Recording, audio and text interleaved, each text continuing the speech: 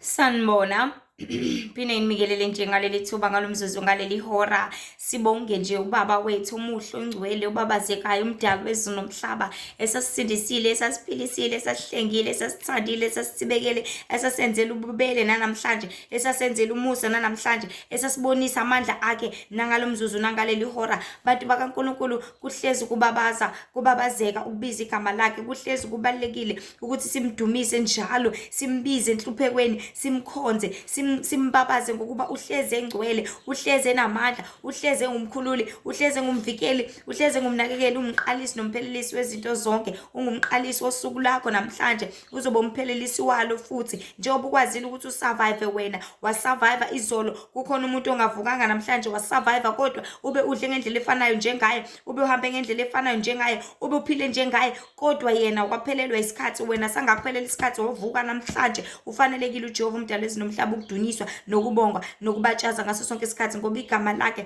lingcwele ngaphezu kwawo wonke amagama, ngaphezu kwazo zonke izinto, ngaphezu koluntu lonke, ngaphezu kwakho konke. Bantu bakaNkulunkulu, uNkulunkulu ayikho into angasesenzelanga yonke, engasenzelanga yona, ayikho into angasasibonisanga yona, ayikho into angasasivezelanga yona, ayikho into angasathanda ukuthi ifinyelele kithi. Konke uNkulunkulu icebo lakhe alivinjwa ilutho. uNkulunkulu akafani nomuntu. Umuntu kuzothi hayi bengizokubona ngosuku lokuthi inkinga seliyanetha, awu inkinga imele ukugibela ngisenayo. uNkulunkulu akavinjwa ilutho, icebo lakhe alivinjwa ilutho, alivinjwa imvula uyafika kunjalo, alivinjwa ilanga uthi akushisa kakhulu ngeke ize ngikwazi ukuhamba elangeni, ufika kunjalo, alivinjwa ilutho ukuthi akadingi imali, akadingi manzi ukuthi acwengisiseke, akwazi ukuthi ahlanjulule, uhleze engcwele, akadingi lutho. Bantu bakaNkulunkulu singabantu uJehova umdali wezulu nomhlaba akukho asangasenzelanga kona, usesenzele konke, wasibonisa konke ngobusa wakhe nobubele bakhe nangothando lwakhe. Thina into emele siyenze lapha emhlabeni, ngoba yonke into libe liphindaphindeka, yonke into iphindaphindeka, akukho okusha emphathi komthunzi welanga. Okwenzekile izolo kusangenzeka namhlanje, sangenzeka kusasa nangalela langa, but thina into ekumele siyenze ukuthi senze ini,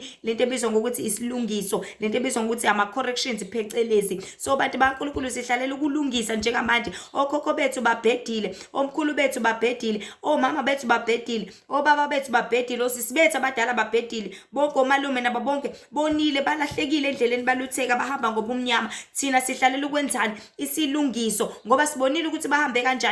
Thina asenze ongafane, thina asenze okuhlukile kunaloko, thina asenze okufanelekile, ngoba ilanga libele lehla lenyuka, lehla lenyuka, lehla lenyuka, sokulibele kurepeatheka into eyodwa. That is why kuthiwa isondo liyajikajika. Okwenzeke kuloya kusangenzeka nakuloya kusangenzeka, nakuloya kusangenzeka. If loyana bengenakho ukudla izolo, next time kuzobe wena ongenakho, next time kube wena, next time, because isondo libele rawunda, yonke into libe liphindaphindeka lapha emhlabeni njengelanga libe liwurawunda umhlaba, liwurawunda umhlaba, liwurawunda umhlaba. Kuyofika isikhathi lapho khona ukurawunda kwabo, ukurawunda kwalilanga, rawunda nenyanga, bese kuyaphela, bese ethi uNkulunkulu wo sekulungile, sekuright, sengiyeza emhlabeni wami manje, sekuright, sengiqedile, ngikhathele. Nganele laba bantu abenza okubi, nganele laba bantu abenza isono, nganele laba bantu abahamba ngobumnyama, nganele abadlwenguli, nganele ababulali, ngabena abahlebi, nganele ngabantshontshayo, nganele ngalo lonke uhlobo lobugebengu, lonke uhlobo lemoya, lonke uhlobo lobumnyama, nganele emhlabeni wami. Cela ningihambele ningele kwalasha. uJehova umdali wezulu nomhlaba siyofika isikhathi lapho khona uzosisusa ilanga, because ilanga kwakuyilona belikhanyisela lapha emhlabeni, lihlukanisa ubumnyama nokukhanya. But mase sisukile ilanga, ngeke kuze kuphinde kube nesidingo sokuthi kube nesonto elijikajikayo, kube nobumnyama, kube nokukhanya. Cha, but kuzoba nokukhanya all over, ukhanya kukhanyisa inkazimulo kaJehova umdali wezulu nomhlaba. Ayisusi inyanga, isigone, ngeke sabalwa manje insuku, ngeke sasho ukuthi okay bekuMonday, uTuesday, uWednesday, okay uJanuary, uFebruary, uMarch, okay sekubani, sekuyisizini ukuthi autumn, uspring, usummer, ubani, zonke lezi zinto zizohamba, zonke zibe gone. Athi alright, izinkanyezi benirepresent iminyaka, vele ngangenza isivumelano ukuthi ngiyobuya emhlabeni mase kuyisikhathi sokuthi sengiqedile umsebenzi wawo nina, gone. Okay, baphika abantu kade benza intando kaNkulunkulu, wozani nina ngoba niwudelile wonke umhlaba, nadela zonke izinkanuko zakhona, nadela konke ukudla okukhona okunengekayo ungcolile, nadela zonke izimpahla zakhona ezigcwele ubumnyama, nadela konke oma-TV, nadela amafoni, nadela ngisho imindeni yenu, nadela abantwana benu, nadela ngisho lonke ethanda umhlaba wonke ebizwa ngokuthi imali, nadela yonke into right one side. Nawe nayenza intando yami ngathi ningebi nangeba, nayenza intando yami ngathi ngaphingi nangaphinga, nayenza intando yami ngathi ngaqamba amanga nangawaqamba, nayenza intando yami ngathi ningazenzi izinto ezingafanele, ningaphuza uphuzo namandla, ningalinge nenze izinto ezinengekayo. Okay, one side. The rest benenzani?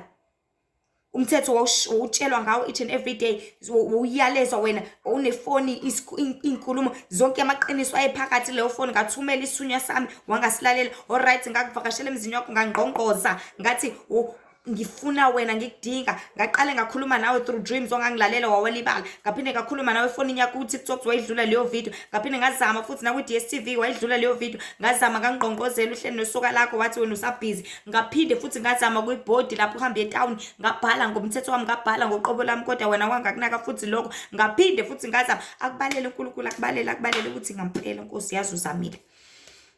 Nangaleya ngoma ebekade idlala yasenkonzweni idumisa ngitshela ukuthi mhlasimbe wena uzoyizwa bese uyayithanda bese ingene lapha ngizwe ukuthi kunjani, kodwa wangakwenza lokho, wangaba nendaba, ungidelile, awungifunanga nami angikufuni. Bantu baNkulunkulu siyofika leso sikhathi and angeke kuze kube mnandi, angeke kuze kunambitheke lapho esekushiya uKristu ethi ngizamile, ethi kade ngangithi ngegazi lami wena uzokwazi ukuthi uphulukise. Uyesu unazo izono, yes izikhona, yes ngiyayibona, kodwa nali igazi lami thola ukuphulukisa, thola ukuphilisa, thola ukuphila okuphakade. Wena nje into ekumele yenze ukuthi ukhole ngokweqiniso, wena nje into ekumele yenze ukuthi uhlenge ubhabhadiswe, wena into ekumele yenze ukuthi usondele ukwenze intando kaBaba uNkulunkulu, le esobala, le esiza wena, le ehlenga wena futhi ekhulula wena, but wena wehluleka ukwenza njalo. Wena wangalalela, waqhubeka nokuba business izinto zasemhlabeni, uphika nabazali bakho, wabaqhubeka kuba business semhlabeni, ubhizi uqhuba uphika nesoka lakho, wababhizinisi izinto zasezweni, uphika nezingane zakho, wababhizinisi izinto zasezweni, uphika nokudla wena, uphika nemali wena, uphika ngezinto, uphika nayo yonke into yobukhazikhazi. Waqhubeka wahlala ezweni, ngithi ngiyakunyubula, ngithi ngiyakudonsa, wanqaba wena, wangafuna. Njengamanje ke ufanelwe yini ukulahlwa? Njengamanje isekho indaba yakho. So bantu baNkulunkulu, lithuba leli okhokho bethu babhedile, bakhonza imoya engafanelekile, bakhonza izangoma, baba izangoma, baba inyanga, bathwasa, benze zonke lezi zinto ezinyanyekayo enkosini, ngoba sesiyazi thina senze njani asilungise. Babhedile abazali bethu, baphuzile, babhemile, bafebile, benze zonke lezi zinto. Sazalwa emakhaya sinobaba bahlukene, sazalwa emakhaya sigula, uzalwa nengculazi vele impilo yakho ungazi ukuthi uyithathephi, kuthiwa idlulele kuma wakho yadlulela kuwena. Sakhula sina konke lokho, sithwele onke amakhesi, zonke iziqalekiso zabazali, zokhokho bethu, zoma bethu, zoba bethu. Kodwa njengamanje umdali wezinomhlaba uyakubiza uthi ngoba usaphila, phenduka, wamukela uKristu njengenkosi nomsindisi, uhlengwe, usindise, ubhabhadiswe. Masibuyeleni endleleni bantu baNkulunkulu, nasi isikhathi sokulungisa mawusaphila. Asibuyelele endleleni, nasi isikhathi sokulungisa mawusakhuluma ngezindebe zakho. Yesu ukhulumile amanga izolo, but ngoba usakwazi ukukhuluma uzothi Nkosi ngiyacela, sicela ukuthi ungixolele ngalamanga engiwakhuluma izolo, bese uthi Nkosi cela ungiphe amandla ukuthi ngabe ngisakwenza. Yesu ubukile into engafanelekile, usungakwazi ukuthi ngoba usaqhubeka usabona. Nkosi ngiyabonga ukuthi noma ngibuka into enyanyeka kangaka engcolisayo, kodwa usangibusisile ngokuthi amehla amaqhubeka abone futhi, ngoba bengavaleka ngaleso sikhathi immediately. Nkosi ngoba indlebe zami zisalalela, yes bengilibele ngilalela efoni, ngilalela into engcolile, ngilalela into ezobumnyama, ngilalela zonke izinto ezingcolisa ezenza yonke into impilo yami ukuthi ibhede ingafaneleki. Kodwa Nkosi ngoba usangiphila ithuba ngisakwazi ukulalela, ngiyacela ukuthi ngilalele izwi lakho. Nazi izandla zami Nkosi, ngenza amanyala ngazo, ngiyamasturbate ngazo, ngizenza ngithinta into engcolile, ngenza zonke izinto imithi nani, but Nkosi ngoba zisasebenza, azikakanqumeki izandla zami, azikakagongobala, azikakakhonkeka, azikakenzeke lutho. Ngiyacela Nkosi ukuthi ungithethelele, ngenze okufanele ngezandla zami, ngibe ngezandla ezabelayo, ngibe nezandla eziwashayo lapho kumele kuwashwe, lapho kumele kucleanwe, lapho kumele kusizwe zonke izisebenzi zakho, konke abantu othanda ukuthi kufinyelele kubona, ngoba nginamandla okwenza lokho. Ngoba nazi inyawo ngisabusisiwe ngazo, yezi ngihambile ngayo endaweni zobumnyama, ngangigcolisa, ngenza wonke ungafanelekile, but Nkosi ngoba ngisahamba, ngiyacela ke mdalo wezinomhlaba ukuthi ungilungisise inyawo zami zihambe zenze izinto efanelekile ngekhathi zonke. Because singabantu enyithi uNkulunkulu kade etshala kakhulu enhlizweni yami ukuthi abantu indlela abangahlakanipheki ngayo, noma indlela abangambuleleki ngayo, noma indlela abasebumnyameni ngayo, bazobuza abantu, let's say isunya saNkulunkulu sizosho ukuthi okay ningawagqoka amabhulukwe, bazothi hawu amabhulukwe mawusemsebenzini kumele wenze njani, bazole beqhamuka bezobuza leyo mbuzo leyo ukuthi hawu emsebenzini kumele ngenze njani, bese shuthi kumele ngigqoke ke emsebenzini awu siyacela nani. Why ngaso sonke isikhathi singabantu sifuna ukwenza ama-sacrifice, siwenza ama-sacrifice, sacrifice labelungu laba, sacrifice labandiya lawo, sacrifice labonke abaphathi nababusi balapha emhlabeni abancane kunoNkulunkulu, kodwa sihluleke ukwenza i-sacrifice eyodwa, udele konke wenzele i-sacrifice yempilo yakho. Because uyakwazi usacrifice ushiya ingane yakho ina 2 days uhamba ubuyele emsebenzini uhamba ubuyele esikoleni uyishiya ingane yakho uyibona ukuthi yakala idinga ukunceliswa lengane njalo after 3 hours or 2 hours or whenever makumele ukuthi incelise but usacrifice uhambe esikoleni liyogcwala ubisi liyogcwala konke uyasacrifice uyofuna le yanto uhlulwa yini ukuthi usacrifice yonke into egcwele lapha emhlabeni usacrifice ukuphila kwakho. Because nokusacrifice kwakho uyalapha usacrificeela ukuthi udla ngithi usacrificeela ukuthi uphila ngithi usacrificeela ukuthi ube nezinto ozidingayo. Lalela into oyidingayo umuntu kaNkulunkulu ukuphila okuphakade. Lalela into oyidinga umuntu kaNkulunkulu ukuthi uhlengwe usindiswe. So sekuyisikhathi manje sokuthi wonke lama sacrifice nama compromises owenza ukuthi mina angigqoka ibhluke kwasebusheni bami bengagqoka ibhluke ekhaya kodwa ngokuthi ufuna lo yamsebenzi wenza njani wasiyagqoka ibhluke ngenkani ngenxa ukuthi ufuna ungena lapha wase wenza njani wasiyakwenza lokho ngenkani ngoba ufuna lo yamsebenzi kuthiwa kulo yamsebenzi kumele unquma inzipho zakho uyayithanda impela inzipho uyathanda ukuthi ufaye zonke izinto kodwa ayifuneki zonke lezi zinto wakhetha ukuthi ukushiye lapho ukulahle lapho ngoba uyafuna le yamsebenzi uyayifuna le yandawo ngoba uyafuna le yamendo athi lo yababa angimfuni mina unkosikazi o-makeup hayi uyishiye ngempela i-makeup yakho kade wawuyithanda usasevasithi u-makeup wenze zonke izinto ugqoka amabhuluku wenza into oyithandayo wakushiya ngenxa yesoka lakho ngoba uyalithanda wakushiya ngenxa yokonke okufunayo nokudingayo uhlulwa yini ukuthi namhlanje ukudele konke ngenxa yokuphila kwakho okuphakade ngoba ukuphila kwakho ikona okuyigugu ngaphezulu komsebenzi ukuphila kwakho ikona okuyigugu ngaphezulu kwemali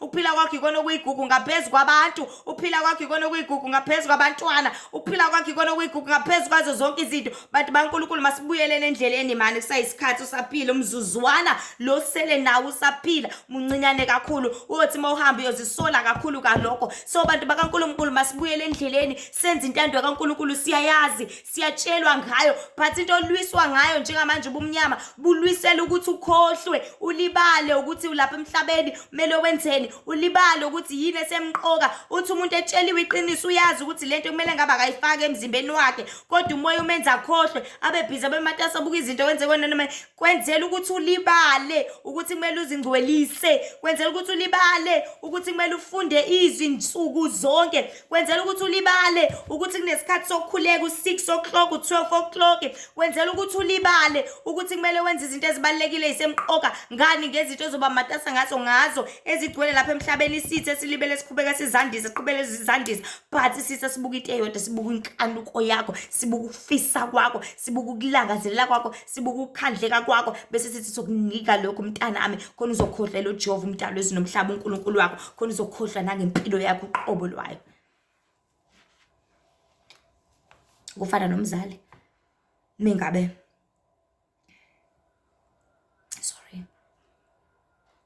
kufana nomzali mengabe ifuna ukuclean endlini naye ingane yakhala lapha iyakhala ifuna lento efuna mhlawumbe ifuna ukudla mhlawumbe usabhizi usapheka enze njani umzali athi ngcono mntanami na iphone yami thatha ubudlale ayibeke lapha ingane iyodlala ifoni iyodlala ivoni mayidlala ifoni yakhumbula yini ukuthi ilambile mayidlala ifoni yakhumbula yini ukuthi ithe ifuna iparish mayidlala ifoni yakhumbula yini ukuthi manco ngenze ama noodles mayidlala ifoni hlobo ayikhumbuli lutho but ifocus iba la efonini iba la kule game iba la kule ithombe iba la kulo TikTok iba la kulo Facebook iba la kulo YouTube iba la kulabo Popeye or whatsoever esukikhona ngaleso sikhathi that is what isitha is busy doing kubantu abakholwayo kubantu abangangiphathi kabangokholwa ngoba vele bangala ngokuthanda kwabo but kwabakholayo iyabaluthekisa yenza ukuthi bahlale ezintweni uzohlala unakekela umsebenzi ukhohlwe isikhathi sokhuleka uzohlala unakekela abantwana ukhohlwe isikhathi sokuthi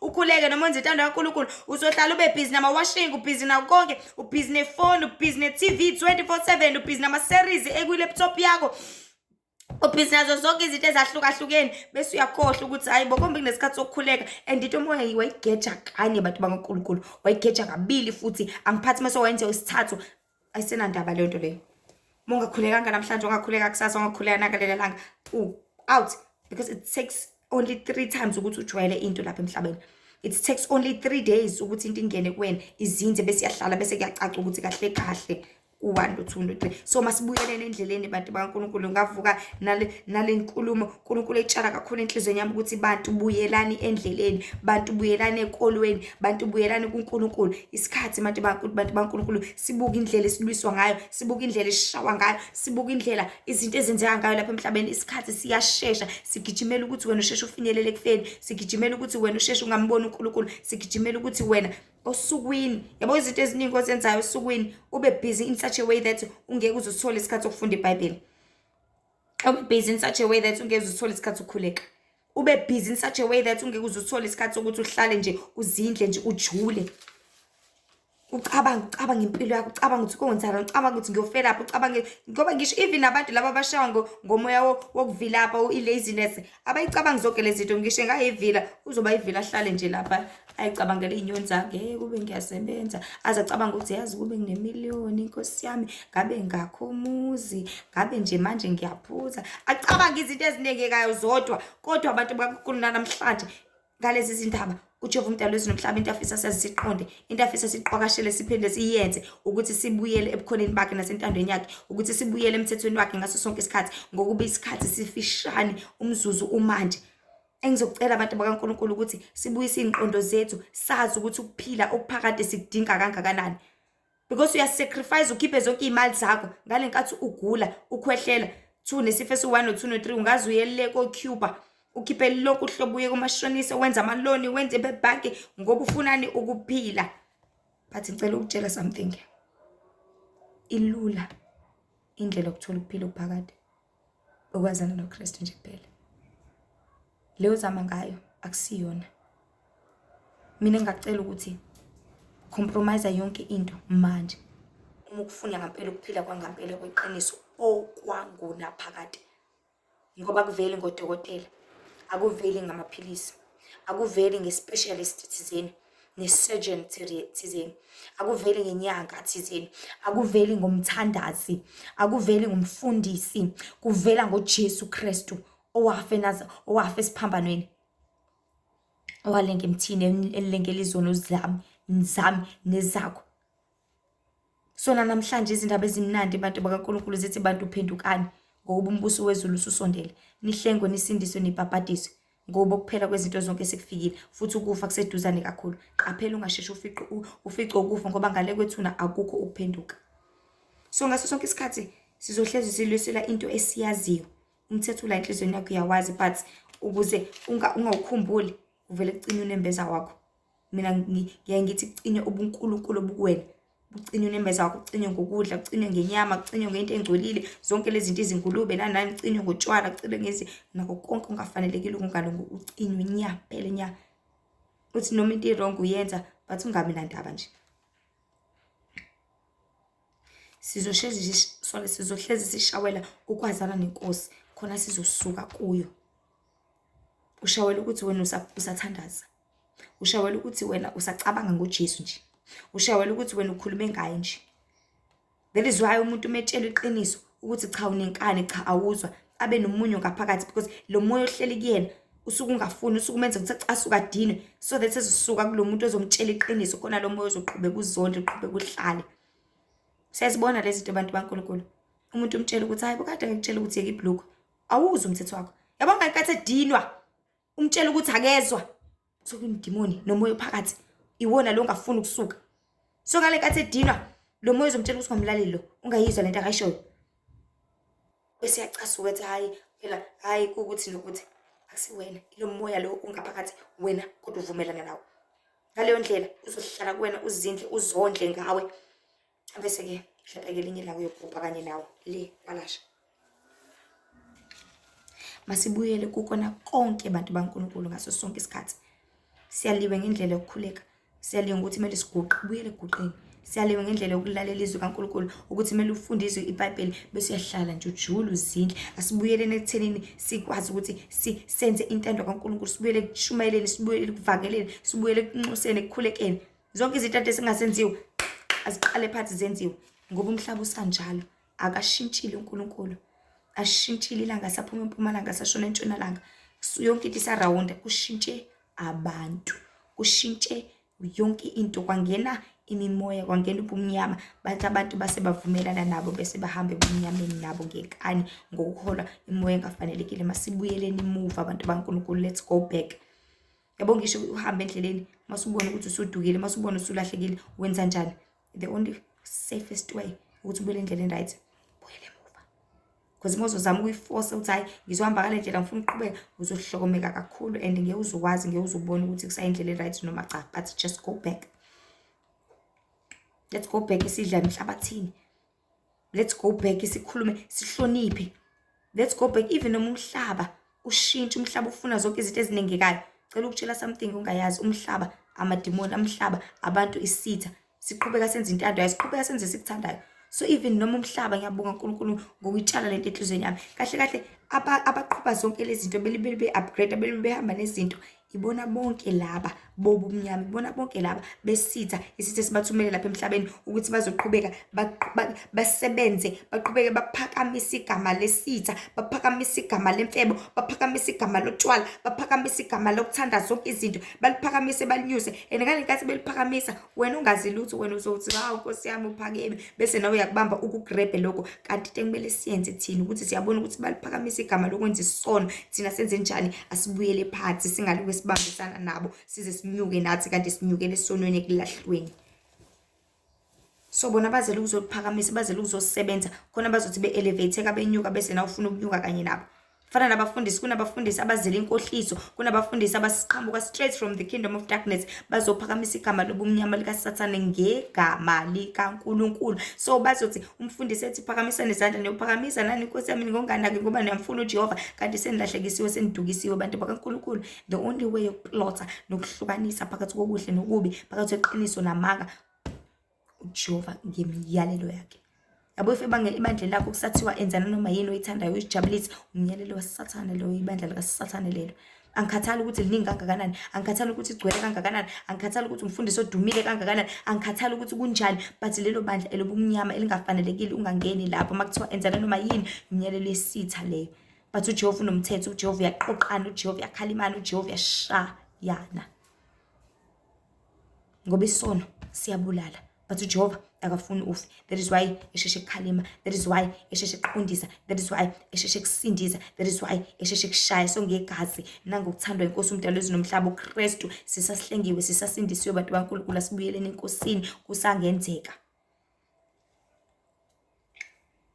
Asibuyeleni enkosini khona sohlakanipha, siqale phansi simesabe. Yes, njengamanje sekuphila sekwande inzalo yabantu abangazi lutho, but amongst laba abaziyo khona abangazi, amongst laba abangazi khona abaziyo, khona abaziyo bazeleni bazokwenza ubumnyama vele, bazokwenza inkohlelo, but wena uzele lokho. Wena uzokwenza intando kaNkulunkulu, yabo sithunywa sikaNkulunkulu, wena othandeka, wena ufuna ukubona ubuso wezulu, awuzele lokho, awuzele uzophika nabantu, uzele uzophila nabo kuphela. Philisana ngokuthula, philisana ngothando, ngokubekezelelana, ngokuqoqeka, nangokonke indlela yokuthi ningantshontshelani, ningaphingelani, ngabinga nomona, ngafakaza amanga zonke lezi zinto, but awuzele ukuzophika nabo. Uthi hayi ngoba umhlaba uyaphuza nami kumele ngiphuze, never. Ngoba umhlaba uyabhema nami kumele ngicha, ngoba umhlaba wenza ukuthi nami kumele ngicha. Ungaboni, ungalingi wabona ngisho nangomzali wakho ukuthi uma uyakwenza cha akubona kwakho. Ungaboni ngisho nangodade wena umdala awusisi wami ukwenzile nje cha nawe. Ungaboni ngomfowenu, ngomalume wakho, ngomfamalume uyakwenza shuthi nami cha akunjalo, ngoba uNkulunkulu umdala wezulu nomhlaba ukudale wehluka wena, jeni yakho, ndima yakho, unosebenzi wakho kumele ukuthi uwenze lapha emhlabeni. Ungaphiki nabanye abantu banemsebenzi yabo nabo. Bayazazi bathunywe ubani, wena sesikhathi manje ukuthi uzufuna uzithole ukuthi mina ngithunywe ubani, mina ngizokwenzani, mina ngizophila yiphi impilo lapha emhlabeni, mina ngizofeza yiphi injongo. Lalela sithunywa saNkulunkulu. uNkulunkulu uthi kubuye namhlanje Isaiah 43 verse 21, laba bantu engizenzele bona ngoba bashumela udumo lami. Uzele uzomdumisa uJehova, yezwa, uzomdumisa mihla yonke yokuphila kwakho, uzomdumisa ngokukhuleka ekseni uvuka, uzomdumisa ngokuhlezi uhlabelela wehla wena uyawasha wenzani, uzomdumisa ngokuthi ufunde izwi lakhe nsuku zonke sonke isikhathi, uzomdumisa ukuthi ulala ngayo uvuka ngayo, uzomdumisa ukuthi uyakhuleka yonke into before uyenze uqala ukhuleke, uzomdumisa ukuthi njalo abantu mokhuluma nabo umfake uNkulunkulu phakathi seteksini noma ikephi, umfake uJehova qala use noma kwenzakalani, umdumisa uNkulunkulu noma uhambapi noma ukephi noma yiphi indima noma ikuphi, umfake uJehova, uzodumisa yena, uzokwenza intando yakhe. Ngaleyo ndlela uzokhula enkosini bese uNkulunkulu ahlale nawe, akhulume nawe, akuyaleza ukuthi kahle kahle ngikuthuma lana. Asibuyeleni emuva, asilungiseni, asenze nama-corrections. Asibuyeleni ekulaleleni, simele ukulalela uJehova. Asibuyeleni, asisalelelanga, sesibhedile, sesisukile endleleni. But yabo kahle lapha emhlabeni, it's all about into ukuyibuyisela kwiform yayo. Nasi sitsha kade udla masi, it's all about ukuthi uphinde ukwazi usebenzisa, wenze njani, usibuyisele kwiform yayo ngokuthi usenze njani, ngokuthi usiwashe. Nayi ijezi lakho kade ugqokile kumakhaza, wajuluka wangcola waba nodaka, it's all about usibuyisele kwiform yakho. It's all about ukuyibuyisela endleleni ngokuthi uyiwashe. Naku kade kungcolile endlini ngoba vele kuzongcola at the end of the day, it's all about ubuyisele emuva. It's all about ubuyele ekuthenini bekade kunjani. Yonke into ihlala endaweni yayo, ngithi ipuni ihlala edroweni, yonke into ihlala la ihlala khona, yonke into izitsha, izimpahla kuwardrobe, konke ngokwehlukahlana kwakho. But sesikusabithile sakusebenzisa, sayithatha izitsha sayisebenzisa sagcwala usiki, sayithatha ingubo sayisebenzisa sagcwala ubasket, sathatha sangcolisa, sathatha sabeka lapha. It's all about ukuthatha izinto uzibuyisele kwiform yazo. It's all about ukhiye wami wemoto ngithe ngibuye emsebenzini ngawushiya lapha. It's all about uthatha ubuyisele emuva. That is why abantu ubuyisele la ulenga khona. That is why abantu benabantu ababasizayo ngoba basuke bengakwazi ukuthi bazenzele. So lo sizayo yena uzothatha ukhiye ngoba uhlala lapha ubuyisele lapha, awashe izitsha zihlala ekhabetheni, fire hlala la, ama-glass ahlala la, akubuyisele kwindlela yakho kade kungayo. Yonke into izingubo zingcolile ayihambe efaka emshinini makuthi washa ngomshini noma iwasha ama-jackets ahlala la, ikipa ihlala la, konke ngokwehlukana kwakho khona uzokwazi ukuthi uphinde uqhubeke ukusebenzise. That is why uJehova umdali wezulu nomhlaba mathi azizingcwelise njalo. Ngeke ungangcoli one way or the other, kumele uhambe emnyango, uzohambela ngene uzojuluka. Ngeke uzungangcoli impahla zakho, ngeke isanuka njengendlela ubuthanda ukuthi inuke ngayo. It's all about ubuyele emuva. Sibuyeleni emuva abantu baNkulunkulu, sakhona ithuba. So kuba siyakwazi konke lokhu ukuthi kumele sibuyele emuva, senze kanjani, siphile kanjani, siqoqe, silungise indlela ngendlela efanelekile khona sokwazi ukuthi siphinde sikusebenzise nali igumbi. Liyangcola but libuyisele emuva khona uKristu ezokwazi ukuthi aqhubeke alisebenzise. Lihlambulule ngokuvuma izono zakho khona uKristu ezokwazi ukuthi abuye kuwe. Ngale nkathi ungcolo uyasuka, but uzodinga ukuthi aphinde abuye kuwe. Ngithi yazi ifana nani le ndaba, ifana na I think mention brother Enigma, I quote ukuthi ifana nabantu abashadile. Obviously mabengena lapha egumbini, wazowasho brother Enigma ukuthi mabengena lapha egumbini bayokwenza uthando, like mangithi bayokwenza uthando, it's like bayokhanda umntwana or something, having sexual intercourse. So mabengena lapha egumbini uKristu wenza njani uma ngaphandle? Because akahlala endaweni engcolile, ngithi akahlala endaweni eningekayo. So ngale nkathi ngaphandle benze into abayenzayo, bathi base beqedile bese beyazihlambulula khona uKristu ezokwazi uzaqhubeka abuye azohlala kuwena mamfundisi, azohlala kuwena baba umfundisi. Ngoba siyadinga ukuthi ahlale nathi ngaso sonke isikhathi. But akusho ukuthi kumele singalenzi uthando ngoba kumele sazi kuzalana nokwanda ngithi. But ngokwenza uthando kumele silenze siphinde siyihlambulule. Sikwenze siphinde siyihlambulule. Sikwenze siphinde siyihlambulule. Ngeke singadli phela ngesimanga ukuthi izitsha zizongcola, cha, kumele singcolise siphinde siyiwashe. Singcolise siphinde siyiwashe, siphilela lokho abantu bakaNkulunkulu. Ngoba noNkulunkulu umhlaba uyawumantisa uphinda womise, awumantisa uphinda womise. Linethi imvula kushisa ilanga, linethi imvula kushisa ilanga. Ikanjalo impilo. So ngalesikhathi ngalomzuzu ngaleli hora asibuyeleni ekwenzeni, asibuyeleni ekulaleleni. Intando kaNkulunkulu singayilaleli kuphela, sizwe ukuthi okay uthe unawe but sikwenze konke asitshela kona. Sibuyele ekudeleleni konke okubi ngoba siyashelela ngaso sonke isikhathi endleleni. Kepha kumele sizibuyisele njalo ukuvuselela esikwaziyo sihlezi sikwenza. Injalo nje into abantu baNkulunkulu. Sivuselela isikwaziyo sihlezi sikwenza ngoba izwi kaNkulunkulu limele kube isenzo. Athi uJakobe bani ngabalenzayo ningabe ngabalizwayo nizikhohlisa. So masibuyeleni endleleni abantu baNkulunkulu. Asikho isikhathi senkani manje, izikusize ngalutho inkani izokulahlekisa, izokubulalisa, izokwenza futhi ungasondelana noJehova umdali wezulu nomhlaba. So inkani yakho thatha ibeke eceleni, mawutshelwa into ungagolosi, but ubuke ukuthi izongisiza ngani. Ngazi kubalekile thobeke. kufuneka enkulu intobeko khona uzokwazana noKristu, khona uzokusebenzisa. Singalahleki bantu kaNkulunkulu, singalutheki, siyabheda njalo everyday, but asibuyisele thina enkosini. Ubhedile unkosikazi wakho amfebela, zibuyisele. Uyesu ugaqa ngamadolo, uyesu umthengele ngisho imbali, uyesu usumbekele ngisho amanzi ukumthoba inyawo, uyesu prepared ukuthi ngiyozilahla ngoba ngiyafuna ukuqhubeka nalo mshado wami, ngiyafuna ukuqhubeka nonkosikazi wami, phela mina ngiyamthanda umama. So bantu baNkulunkulu, yes, imoya elibe lisithumba kancane kancane, ithi bhedane but ngoba siyayazi indlela, isibhedise sibuyele kuyona indlela. Ithi bhedane ngoba siyazi sinqoba ngokuzila, uphinde ubuyele ekuzileni. Ithi bhedane ngoba uyazi ukunqoba ngokukhuleka, buyela ngenkani ukhuleke. Sorry. So nje Nkosi benani, masibuyeleni endleleni. Nkosi benani, imbusise inqinise, nibuyele enkosini, nihlengwe nisindise nibhabhadizwe ngoba ukuphela kwezinto zonke sekufikile, ngokuba ukufa kuseduzane kakhulu, umbuso wezulu ususondele. Hlezi nikhumbule ukuthi uNkulunkulu esizonda isono, uNkulunkulu ebuthanda bungcwele. Ezinye inkundla zokuxhumana zikhona, uTikTok uLihle Ithemba, ku-Instagram uLihle Ithemba Wendy with I Am Mzobe, ku-Facebook uLihle Ithemba Mzobe, khona imibhalo, bese kuba khona nama-short 10 minutes clips akhona ku-Facebook naku-Instagram. Ngiyacela futhi nidlulisele nakwabanye bathole ukuphulukisa neqiniso nokusindisa. Inkosi benani, nibuyele endleleni yaNkulunkulu, usaphila, ungaze kwaphelele isikhathi ngoba uyezisola. Inkosi benani, busise kakhulu manje uze phakade. Amen.